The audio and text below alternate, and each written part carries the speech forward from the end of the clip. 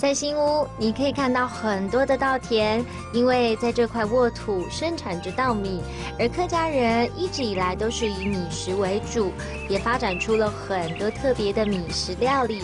其中最具代表性的食物是什么呢？它可是客家人10天广播赶时间常常会吃到的小点心哦。我要来去体验一个动线起给客家美食 DIY， 先卖个关子，等一下您主地。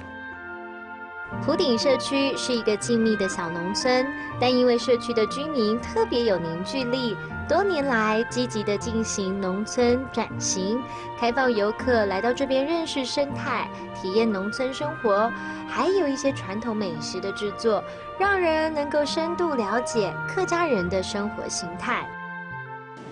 奶青你好，你好，你在做什么？在做米气馍。打米气馍哦！哇，我有玩过了一次哎。真的想搞吗？哎，可以吗？手在搞手刚才有洗好了。谁熟？这个是最传统的做法，对不对？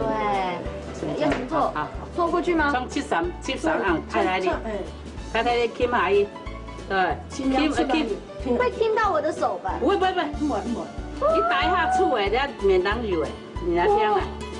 大力哦，要用力。哎，对，那个动作，哎，你要是有下去吗？有下来。而且做这个真的要很卖力，对。但是动肾起哦，因为呢自己做的一定会特别好吃，等一下吃一吃就知道。对，大家来一起吃。这手做米苔目的步骤看起来简单散起，但是实际操作起来其实是很费劲的。不过我一想到马上就可以享受甜美的成果，就不觉得累喽。小朋友，你气馍好不好吃？好吃。多好吃？挺好吃的。有没有人会讲客家话？讲说好吃的客家话怎么说？